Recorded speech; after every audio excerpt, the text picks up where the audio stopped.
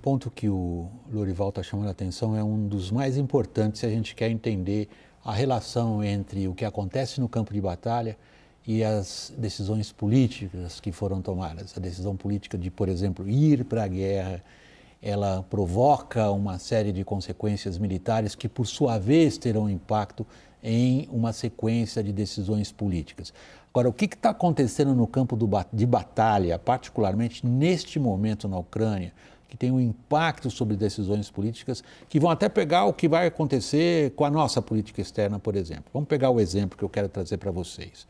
Falhas básicas de comando militar russo levaram as Forças Armadas de Moscou a sofrer uma das piores perdas em soldados em apenas um episódio. Os russos admitem a morte de 63 soldados recém-mobilizados, enquanto a Ucrânia fala em até 400 mortos, em decorrência de apenas um ataque efetivado com artilharia de longo alcance. Confiram. O efeito do ataque com lança-foguetes, conhecido em inglês como HIMARS, foi devastador. 4 dos 6 mísseis disparados pelo sistema de fabricação americana atingiram uma escola na localidade de Makivka, na região separatista de Donetsk, que a Rússia quer anexar. A escola abrigava cerca de 600 soldados recém-mobilizados e uma grande quantidade de munição, que explodiu ao ser atingida pelos mísseis do HIMARS. O alvo estava a apenas 13 quilômetros da linha de frente, naquela região. Concentrar tanta gente e munição num local tão próximo da artilharia do inimigo é um erro básico de comando. Foi erro básico de comando o tipo de ataque que os russos fizeram no começo da guerra, tentando ocupar a capital, Kiev. As ordens de ataque causaram severas perdas em homens e material, das quais as Forças Armadas da Rússia não conseguiram até agora se recuperar.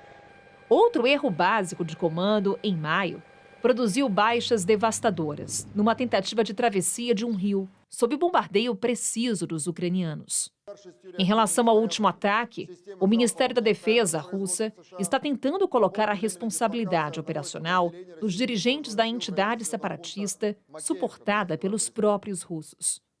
Vladimir Putin mandou investigar o que aconteceu em Makivka, mas essas graves falhas militares complicam bastante o esforço de Putin pintar a tal operação militar especial de forma favorável. Na sua mais recente aparição pública, na noite de Ano Novo, Putin fez um pronunciamento dizendo que a guerra é uma questão existencial para a Rússia, que enfrentaria no campo de batalha da invadida Ucrânia uma tentativa do Ocidente de destruir a Rússia. Gunter, é diante da situação da qual nós brasileiros estamos, a qual você e o Lorival se referiam.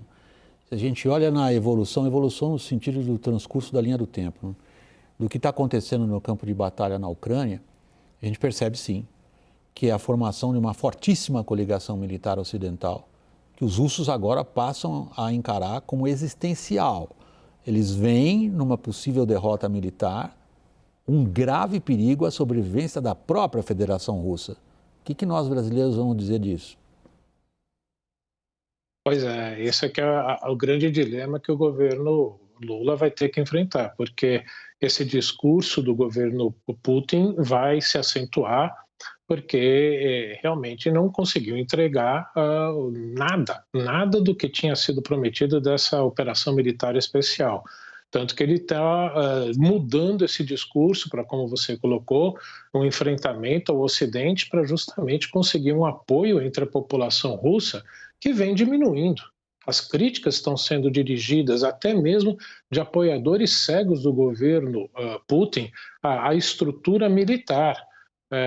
E principalmente essa crítica ainda estava leve porque a maior parte das mortes entre os reservistas estava sendo, né, de províncias bastante distantes de não russos, né, não caucasianos. E esse ataque pegou em cheio, né, da região de Samara, que ainda tem uma população, 85% dela formada por russos. Então isso começa a abalar a confiança no governo russo. Isso faz com que lideranças, né, de homens de negócios russos, dos famosos bilionários, comecem a criticar de forma ainda anônima, junto a veículos de imprensa ocidental, a liderança do Putin, algo inimaginável até algum tempo atrás. Até não é à toa que tantos têm aparecido, né, suicidados, que pularam de janelas, caíram de escadas. Isso mostra que esse apoio a ele não está crescendo, e aí com esse discurso de tentar transformar essa guerra numa guerra de sobrevivência da Federação Russa, aí sim é algo complicado para o futuro da guerra. Lorival, por outro lado, se a gente considera a essência dos pronunciamentos do Vladimir Putin, particularmente esse de sábado passado, da noite do 31, que é a mais recente a aparição pública dele. Aliás, teve o Kremlin que desmentiu que os soldados ali atrás fossem atores, né? E a primeira suspeita é de que ele tivesse encenado aquilo, parece que os soldados realmente existem, participaram de combates. A essência do que ele está dizendo é uma proposta maximalista, para se dizer o mínimo, dele em relação à Ucrânia. Ele não admite a soberania da Ucrânia, ele não admite qualquer tipo de saída que isso não signifique o controle total da Federação Russa sobre a Ucrânia, inclusive regime change, inclusive a troca de governo. Como é que se vai negociar isso? Porque nessa geopolítica e se tratando de um Estado totalitário, não existe o stop loss do mercado financeiro. Quando você começa a perder, né, em vez de se apegar àquela estratégia, você muda de estratégia e aguenta aquela perda e fala, não vou perder mais, né? No caso dele, não, quer dizer, ele tem que continuar perdendo mais, não é esse o objetivo dele, mas ele não pode desistir da guerra, porque aí sim ele perde tudo, ele perde o que é o mais precioso e que é o que motivou tudo o que ele está fazendo agora, que é o apego dele ao poder, a perpetuação no poder. Então, é por isso que existe um dilema no Ocidente que se estende ao Brasil, como a palavra que o Gunther Qual é o usou. dilema? Descreva para nós.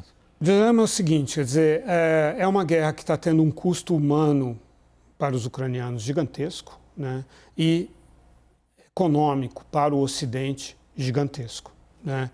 Então, essa é uma guerra que precisa, do ponto de vista ocidental, acabar logo com a vitória da Ucrânia. Que vitória é essa? Provavelmente, talvez, desistindo da Crimeia. Ninguém diz isso em voz alta, porque é uma prerrogativa da Ucrânia dizer quais são os termos de um acordo. Mas seria isso, quer dizer, algo que se pensa muito. Tá, deixa a Crimeia, mas fica com o Donbass, né?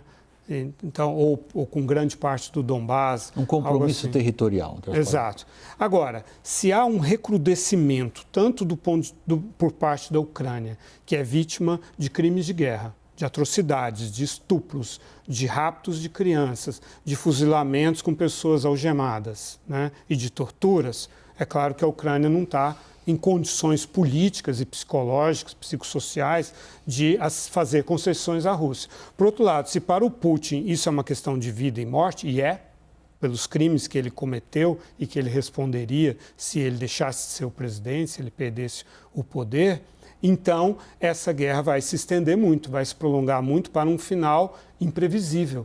E é tudo o que o Ocidente não quer. E não quer que outros países, como a China, a Índia, a África do Sul e o Brasil, abram brechas econômicas para a Rússia continuar com o nariz acima da água. O dilema é precisar ganhar a guerra e não poder ganhar a guerra em tempo curto. Gunther, a gente está vendo pela primeira vez, aí você que nos acompanha o nosso programa, se quiser saber do que eu estou falando, tem uma série famosíssima chamada Band of Brothers, que é sobre a 101st Airborne Division americana, uma tropa de combate das mais prestigiadas do mundo. Ela está treinando na Romênia, junto à fronteira com a Ucrânia. É a primeira vez que a 101st Airborne vai para a Europa desde a Segunda Guerra Mundial. Eles estão lá com 5.000 soldados. É uma tropa poderosíssima, treinando para enfrentar russos.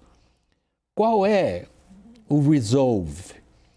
Qual é a aglutinação, a vontade política dessa coligação ocidental de enfrentar esse dilema ao qual se referiu Lorival? Olha, eu acho que, para a sorte dos Estados Unidos e para algumas lideranças europeias, esse inverno não foi tão forte na Europa. Portanto, o sofrimento de ter que gastar muito gás, energia, não foi tão grande e que, portanto, a oposição europeia a toda essa guerra que muitos até de extrema direita, até de o novo governo italiano, que amenizou um pouco o discurso, não querem transformar numa nova Guerra Fria. Mas com essa realidade, né, de que todas essas mortes e toda essa barbárie que o Lorival estava falando aí, dos crimes de guerra, que vão ser ainda investigados, isso faz com que o feeling na Europa seja de que você está entrando numa nova Guerra Fria e que, portanto, a estrutura militar americana se tornou, de novo, essencial para os europeus. Não é à toa que Finlândia e Suécia deixaram de ser neutras e entraram para a OTAN. Então, está tendo esse novo redesenho em que a Europa está se colocando de novo contra uma força militar tão grande como a Rússia. O Gunther acabou de fazer um trocadilho de significado histórico irônico, né, Gunther?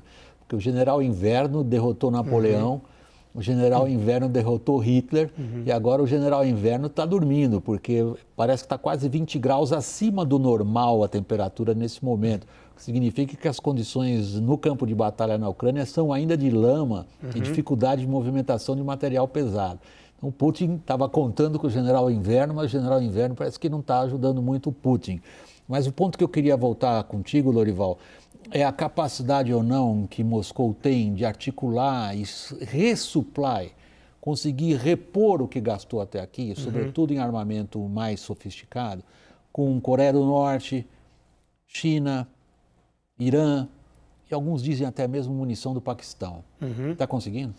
Está conseguindo, em parte, embora, segundo o Instituto de Estudo da Guerra, mas a informação vem da Ucrânia, de que eles teriam, no momento, só a capacidade para 2 ou 3 ataques em grande escala com mísseis. Mas pode conseguir isso. E aí, a leitura da China a respeito do que o Gunther estava dizendo é vital. Porque se a China concluir que, de fato, estamos entrando numa nova Guerra Fria, ela que está sendo privada de chips, microchips, de capacidade de fabricação deles por parte dos Estados Unidos, vai apressar o seu plano de invadir Taiwan, porque o tempo começa a correr contra a China. Se é uma polarização desse tipo e os Estados Unidos vão recrudescer, e a China, então, vai perder sua capacidade de inovação, de concorrência também no plano militar, ela pode também concluir que esse é um cenário que está na cabeça das pessoas e daí a urgência de os países tomarem as suas posições, é que a China pode concluir, existe esse risco, não é necessário, que precisa apoiar fortemente o seu aliado Rússia, né? Forma-se ali, então, uma coluna de países autocráticos, realmente, isso se consolida. A China ainda não está nesse lugar, né? Mas pode chegar a isso e aí sim a situação é muito mais dramática e a gente pode sim caminhar para uma terceira guerra mundial. Gunther, não há nada comparável ao que nós estamos vivendo nesse momento, em termos de ruptura da ordem internacional, das relações internacionais e dos perigos aí envolvidos, como o Lorival acabou de dizer. O que nós vamos fazer, Gunther? Olha, esse é o grande dilema para o Brasil, porque nossa balança comercial depende ainda gigantescamente do mercado chinês. Só que em termos de valores de sociedade, em termos ainda de financiamento, de investimentos diretos aqui, o Ocidente, em especial Estados Unidos e alguns países europeus, são fundamentais. Esse é o grande problema para o Brasil. Nós dependemos tanto da China quanto do Ocidente. Agora, diante dessas barbaridades que as Forças Armadas russas vêm fazendo na Ucrânia, não tem como ter um discurso de que tente minimizar essa invasão.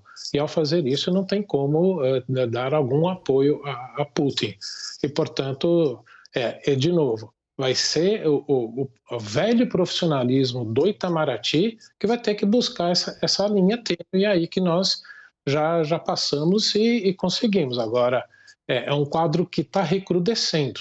Está lembrando, sim, os anos 50 do século XX, quando estava se conformando a Guerra Fria. Gunter Hutzit, professor de Relações Internacionais, nosso muito obrigado aqui do WW pela sua disposição em participar da roda. Sempre muito bem-vindo, Gunter. Boa noite. Eu que agradeço. Boa noite. Lorival, é a você especialmente o meu agradecimento. Muito prazer. obrigado. Sempre ótimo ter você aqui na nossa roda. Venha sempre.